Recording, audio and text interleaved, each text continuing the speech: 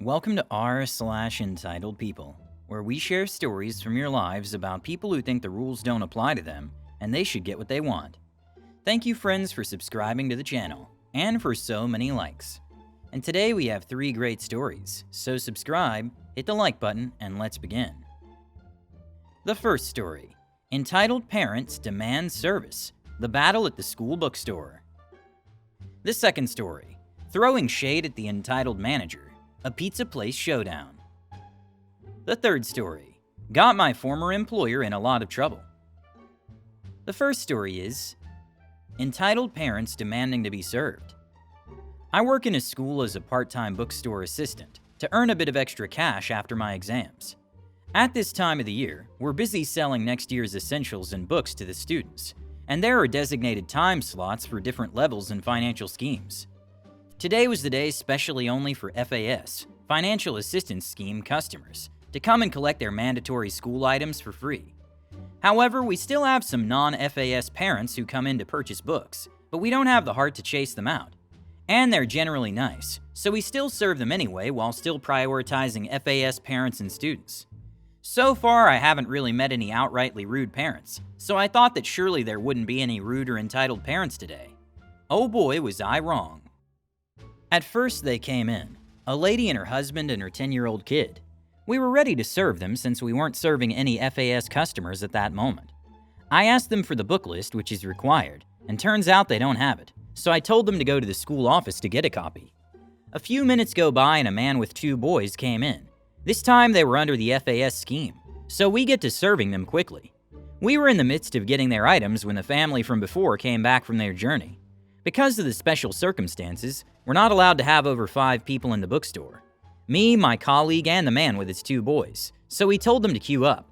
The mother got peeved. EM, entitled mother. ED, entitled dad. C, my colleague. EM, what do you mean we have to queue? We came first, didn't we?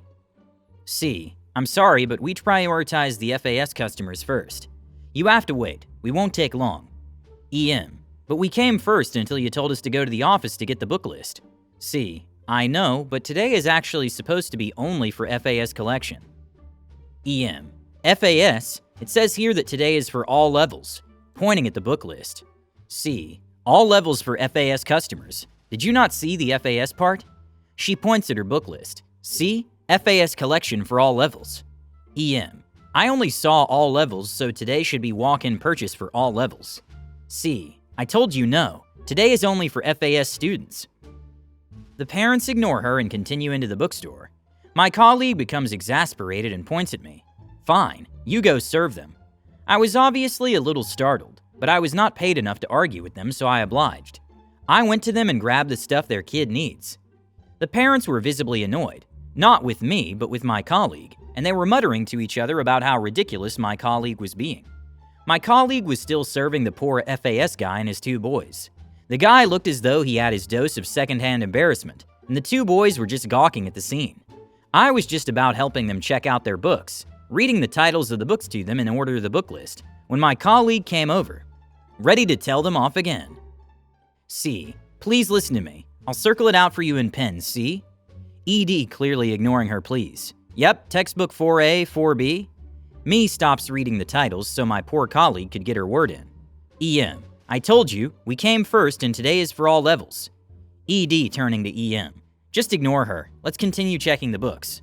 C, but this is very unfair for FAS customers, and we can't have too many people in the bookstore. EM, hey, let us just finish checking the books now, alright? Don't be rude. C, you don't get it. What you're doing is very disrespectful to the FAS customers and us. Colleague sees that she's being very obviously ignored, and had no other choice than to go back to serving the FAS customer, whose 2 boys looked slightly amused by the whole situation. While packing their books into a plastic bag, I heard the ED mutter something about complaining about the attitude of my colleague to the office. After a few moments, my colleague comes rushing back again. C, you're done checking the books, right? Now let me tell you that today is supposed to be FAS. ED, so what's the total price? Dodging the fact that they're clearly wrong and being a major AWipe. C drawing a circle frantically over the time slot where it very clearly indicates FAS collection for all levels.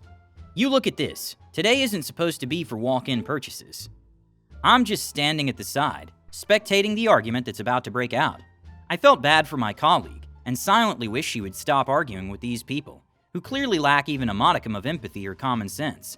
But I still dare not speak a word because even the slightest raise of tone at me will drive me into a sobbing spree. So I stayed silent throughout the whole exchange. EM, I'm reporting you to the office if you don't stop. C, I'm just trying to teach you that you shouldn't barge in so rudely, especially on days dedicated only to people who need financial assistance. I can't have you coming back next year doing the same thing again. The child has 2 more years left in this school. At this point, they were arguing until their words become garbled, incomprehensible noises. The FAS guy and his 2 boys look ready to leave too, and I just felt sorry for them.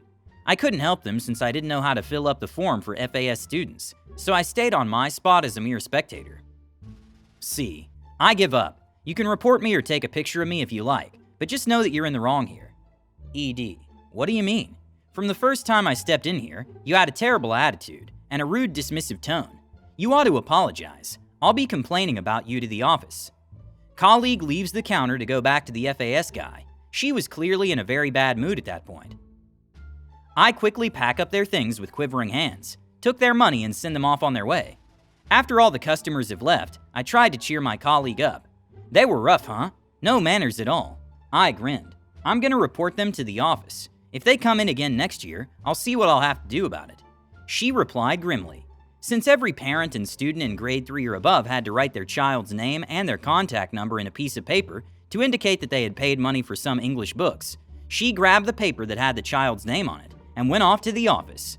And that's the story of how we got someone blacklisted in our bookstore. This is such a good example of how entitled parents try to bend the rules and don't even think about others. What do they think? That the world revolves around them? Of course, they had to interrupt everyone else waiting and demand service on their own schedule. Unfortunately, these people clearly do not understand the situation and are not grateful for the opportunity to get things for their child at all, even when they're not entitled to it according to the waiting list. Even when they tried to explain this to them, they decided to ignore the facts and just tried to get what they wanted. But the best part is that your colleague didn't compromise and stayed true to the rules. And now that their complaint to the office could get them locked out, that's just the best ending for this story. I hope their child will be fine. The second story is, try to throw me under the bus? I'll shove your foot down your throat. A little while ago, I saw one of my old managers eating as a customer at the pizzeria I work at, and I was reminded of a bunch of old exchanges with the man that to this day make me sick to my stomach. This is just one such example. Cast: me, guess who? Jerk boss, JB, and Karen, K. Story start. Friday. When I first started at Pizza Shack, I started as a server and occasionally did dishes, but both jobs had you answer phones. Up front in the bar area, there were 3 terminals with phones right in front of them, but since customers came up to the bar area to place orders, the bar girls didn't get to answer that many phones and left it to the servers, drivers, and dishwasher. One Friday night during the dinner rush, the phones are ringing off the hook, and I'm running pizzas. Karen, who is up at the bar area, waves to me to answer a phone, as I'm holding a large pizza balanced atop a stack of plates. I shake my head since my hands were full, literally, and take the pizza. I run the pizza and come back inside, and the manager jerk boss is waiting for me with an angry expression on his face. JB: OP, why didn't you answer the phone when Karen told you to do it? Me: I had my hands full carrying a pizza. I can't do 2 things at once. JB: Well, when she tells you to answer phones, you do it. Understand? Me: All right. I go into the back to see Karen put all 4 lines on hold. Saturday, I'm assigned to the dish area, and I'm trying my best to wash dishes and keep the area organized to avoid clutter. The phones are ringing, but a driver and another server from what I see are handling them.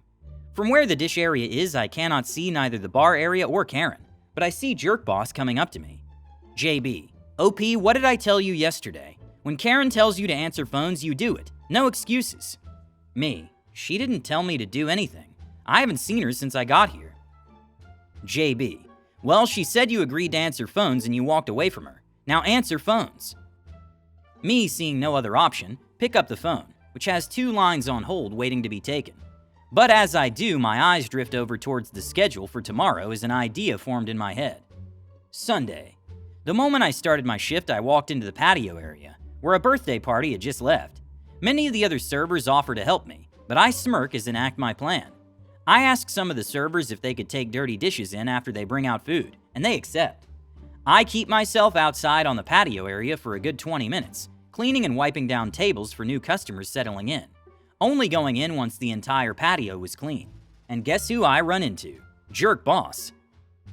JB. I've been looking for you, OP. Karen has been telling you to answer phones for the last half hour, and you've done nothing but blow her off. Me. I've not been inside the restaurant since clocking in. JB. She said you've been loitering by the phones doing nothing. She wouldn't lie. Now do your job or I'll send you home for the evening. Me. Time out. As I throw up a timeout arm gesture. Come with me, Jerk Boss. As I walk out the room and head right out to the back patio. I lead Jerk Boss into the far back corner, where I was for the last 20 minutes, and spin him around to face the restaurant as my plan had come to fruition. Me. Now, Jerk Boss, tell me, can you hear the phones ringing off the hook? JB. No. Me. And can you see Karen inside from here? JB. No. Me. So how could Karen have told me to answer phones if I've been out here for the last 20 minutes? JB. I waited for a minute as he tried to rack his brain. Me. I can only think of 2 reasons to explain this. Number 1, she mistook another employee for me. JB. That must be it. Me. Yeah, but since this is the 3rd day in a row this has happened, I doubt it. I think it's the second and most likely option. She's lazy, trying to dump her job onto me, and when she lies and you buy into it. You've been eating up her BS for 2 days now, and it's getting old real fast. I wait for JB to respond, and I can see the wheels turning in his head. Me. Either way, it doesn't matter, since I have an alibi for where I've been for 20 minutes. So go pull aside Karen and tell her to do her job, since I can't do her job and mine and be in 2 different places at the same time, before walking back inside. Jerk Boss had a quick talk with Karen, and she finally started answering phones, and that whole shift I had a big smirk on my face as I saw the 2 of them. I never did get an apology from Jerk Boss for accusing me this time, or any other time he accused me of anything while I worked for him. This story is just funny and extremely successful. If you had asked me, I would have responded the same way you did if someone accused me of something unjustified. This situation with the entitled boss and Karen is just incredibly funny. Of course, Jerk Boss should have apologized to you, but even though you didn't get an apology, you definitely got a sense of satisfaction from the way you stood up for what was right. The story about the boss review made me laugh out loud. You really showed that entitled people can't always get away with it when they're being argued with by an intelligent and stubborn person. But the best part of this story is your ingenuity and ability to come up with a plan to prove your point. Even if Jerk Boss didn't apologize, you definitely deserve to be exonerated from the baseless accusations. Your story is incredibly funny and teaches us how to confidently stand up for ourselves in absurd situations. The 3rd story is My Best Revenge. I worked in a funeral home in NZ as an embalmer, and being the youngest by far on the staff and having some background in IT, I ended up doing all the IT-related jobs, managing the network, creating audio copies of services, etc. The company got bought out by an AH and his son, who had serious anger management problems. He had owned businesses in the US, and I think he was used to the at-will laws and fired the manager, which under employment law here ended with the manager getting a massive payout, to the tune of 100,000 New Zealand dollars. I was good friends with this manager, and so AH's son then sought to oust me and some others who were friends with the manager too. I ended up in a meeting with him for 3 hours, in which I said little, and he just berated me nonstop. Unfortunately, I had a huge amount of PTO, otherwise I would have walked, so I handed my notice in and plotted. Now, being that I was doing the IT stuff, I had administrator access to the server, and so I added a new remote user with full privileges. Fast forward a few weeks, I logged in from an internet cafe and wiped the business files from the server. They had backups, but only of some important files. I guarantee it caused a nightmare for AH and the son. This story is just like out of a movie. Some boss with serious anger management issues decides to get rid of everyone who doesn't fit into his plan. But when you, like a real hero, decide to take matters into your own hands, the fun begins. Access to the server, create a new user, and bam! Deleting all the business files. That was probably your best revenge, and frankly, they deserved it. Looks like AH and his son got in real trouble. Moral of the story? Don't play with people who know how to run IT. Thank you for watching. Hit the like button and subscribe to the channel.